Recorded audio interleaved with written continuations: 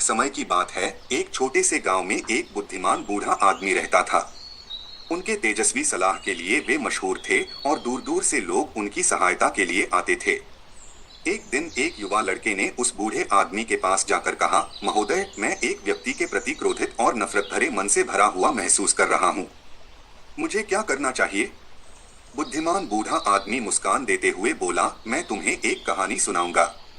एक समय की बात है, एक युवा आदमी था जो बहुत क्रोधशील था। जब भी उसे न्यायहीन या अपमानित महसूस होता, वह अपने क्रोध को मजबूती से पकड़ लेता।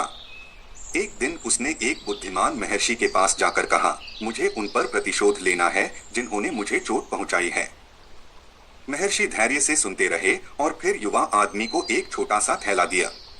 इस थैले को ले जाओ, ये क्रोध और नफरत से भरा हुआ है।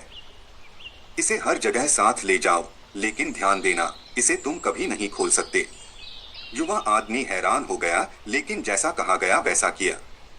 जैसे जैसे वह थैला ले जा रहा था, उसे अनुभव हुआ कि यह हर दिन भारी और भारी हो रहा है। यह उसे शारीरिक और भावनात्मक रूप से कमजोर बना रहा था। उसका क्रोध उसे नष्ट कर रहा था और शांति नहीं मिल रही थी। कुछ समय बाद युवा आदमी महर्षि के पास वापस गया और कहा, कृपया इस थैले को ले जाइए। इसने मुझे केवल दुख ही दिया है। महर्षि मुस्कान देते हुए बोले, थैला खोलो। युवा आदमी ने महर्षि की सीख की पालना की और देखा कि थैला खाली था। उलझे हुए वह महर्षि की ओर देखा। महर्षि ने समझाया, क्रोध और नफरत एक बोझ की तरह होते हैं जो हम उठाते हैं। जितना हम उन्हें पकड़ते हैं, वे उतना ही भारी होते हैं और हमें कमजोर बनाते हैं। लेकिन एक बार जब हम उन्हें छोड़ते हैं, वे लापता हो जाते हैं, हमें स्वतंत्र छोड़कर। युवा लड़का ध्यान से सुनता और कहानी के पीछे के संदेश को समझता है।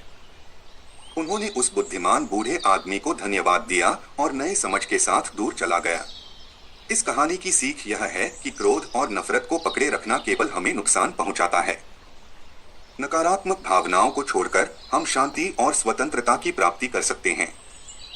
याद रखें, क्रोध को छोड़ देना, माफी मांगना और सकारात्मकता और समझदारी पर ध्यान केंद्रित करना हमारे जीवन में महत्वपूर्ण है।